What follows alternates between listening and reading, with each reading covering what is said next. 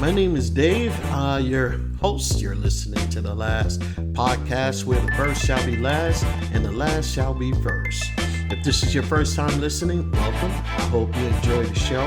If you're returning, welcome back. I really appreciate you listening, and I hope you continue to find tips, ideas, and value, and a little entertainment at times listening to this podcast. Today, I'm going to talk about my journey of being overweight, but before I do, we'll be right back after this message. Hi, my name is Dave with The Last Podcast. Have you ever heard of Impact Health Sharing? Impact Health Sharing is an affordable alternative to traditional health insurance. Impact is a caring community of people who share in each other's medical bills, and is for anyone interested in sharing, acting responsibly together, and saving on healthcare. For more information, click on the link in the show notes that reads Impact Health Sharing. This is David with The Last Podcast. We'll see you soon. Okay, we're back, and I am going to tell you a little story about my overweight journey. And this morning I was actually looking at some photos of myself, and it really tells a story. If you want to see these photos, you can basically take a look at it on my blog. I'll leave the link in the show notes. It tells a story how I struggled to lose weight, being an emotional eater that I am. My weight has fluctuated several times over the course of many years. It's no different now. With the loss of my wife in April of this year, my health and weight has taken a nosedive, to say the least. I weighed myself 2 weeks ago. I think it was 280 pounds.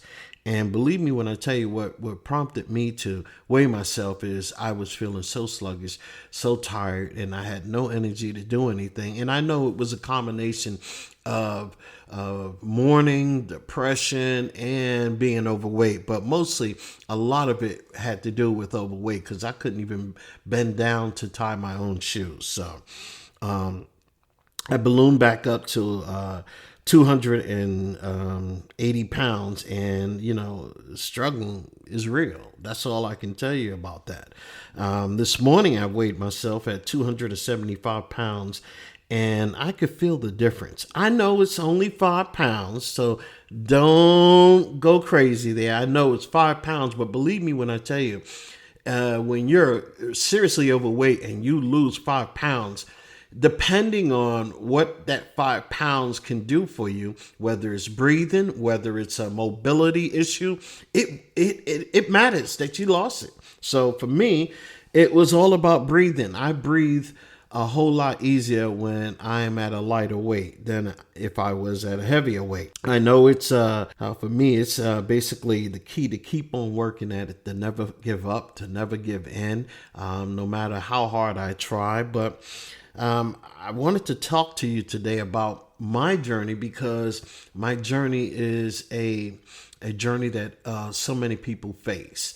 We work out and then we lose the weight, and then something happened. If you're an emotional eater, I don't know, like I am, you will say forget everything, and then just gorge out and you eat all kinds of things, and before you know it, you're back up to this insane weight. So what changed? Why am I'm here today telling you this? Well, my turning point was pretty much like a turning point of hope for me. And I could tell you what changed. There was a little glimmer of hope deep in my spirit, shining a light that compelled me to kick it into gear, David. This is not a time to be complaining or feeling sorry for yourself. So for me, I was in a dark place when my wife passed. So yeah, it's a dark place. But there's always something in me that tells me, David, okay, enough is enough. You got to move forward now. You got to kick it into gear. You got to do the right thing for yourself. And when you're in a dark place, hope is the light that illuminates the path, which one is to follow, to free themselves from the dungeon of despair and hopelessness. And believe me when I tell you, folks, I felt that hopelessness.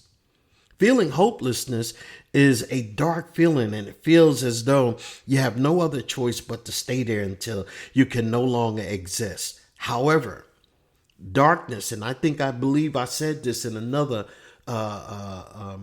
podcast. Darkness is just the absence of light, and the light is the way to salvation, strength, the word, and its amazing power to overcome despair. It is not easy to fight your way back, and you want to live, to do better, to be a beacon of hope for others, so that whoever might be facing the same thing that you are, you might be able to give them a glimmer of hope. I think one of the easiest things in this world to do is to be negative, to be in a negative state of mind. It's easy. Working at being positive every single day is difficult for so many. You'll always have to work at being positive. And money is just not the answer either. Sure, money allows us to live in a comfortable manner. However, it doesn't provide the spirit with the substance it requires to find true worth or happiness in ourselves. And I solely believe that. We are spiritual beings, and to that end, we have to work on repairing our spirit while we're working on our human form. Working all of ourselves simultaneously will provide us with a cohesive way of repairing our spirituality, mental state, emotional state, and physical being. The goal is to find an equilibrium with our spiritual and human being. So, how does all this help weight loss? I'm quite sure you're probably saying that. The short answer to that question is this: there is a reason for being overweight. Whatever the reason for you, make sure that you understand that reason. We as overweight people can tackle the problems with a lasting solution that will actually work. I'm not an expert or anything, so I'm just telling you my own beliefs and why we're overweight and so on and so forth. I'm not an expert. I am only one who is finding his way every day with the strength to continue to grow as a person, with the understanding that my actions have consequences, good or bad. I have to accept them, right? My goal is to be ethical with integrity, honesty, and treat others how I would like to be treated. Now, what in the world, you're probably saying, I done went off left field here, but what in the world does that have to do with losing weight? I want you to think for a moment. Ethical is dealing with my principles and my morality about myself. If I don't hold a certain standard for myself, well, losing weight won't matter, right? However, I want to uphold a certain principles and live by certain standards of how I act, think, or even look. It will matter. That works hand in hand with having a degree of integrity for myself, having a wholeness with a moral compass pointed in the right direction. Honesty. And here's another one. What in the world does honesty have to do with losing weight? We can fool everybody else around us, but we cannot fool God or ourselves, rendering our actions null and void. Being transparent and brutally honest with ourselves is what we need to do to break the cycle that causes us to have the fight with weight loss in the first place. Tell me, have you ever heard of this saying, birds of a feather flock together? I have a mini gym in my house along with a very, very nice treadmill. Yet I still spend money on gas. I spend money on the membership at the gym so I can go whenever I want. I choose to work out at the gym because it keeps me grounded and motivated at times when my desire to work out is real low. So you think about that. I'm not the only one who's doing that. There is a lot of other people, but why? Why do we spend the money to go to the gym? I couldn't talk or speak for anyone else. I can only tell you why I do it.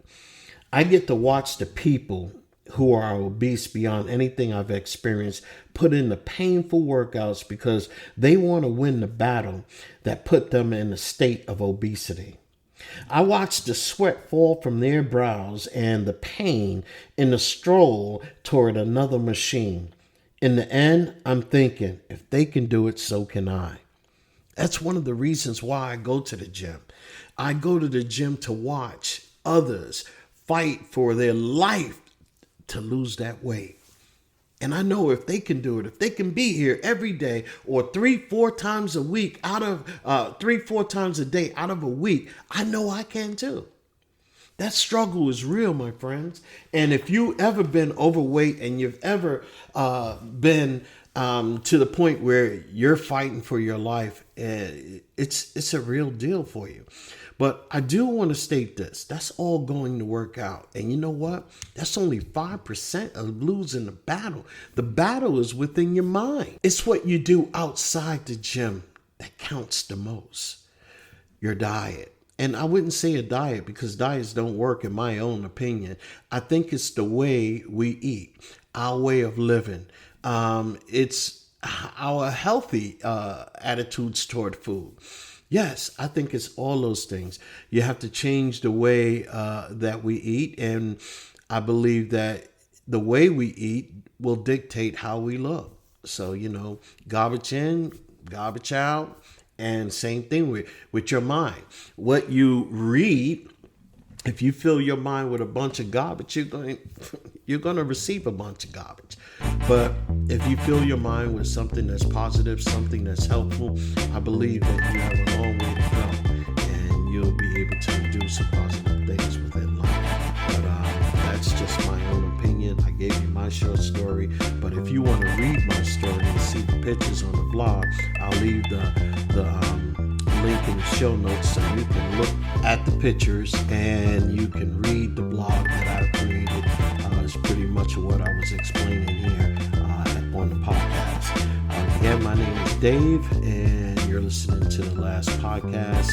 Until tomorrow,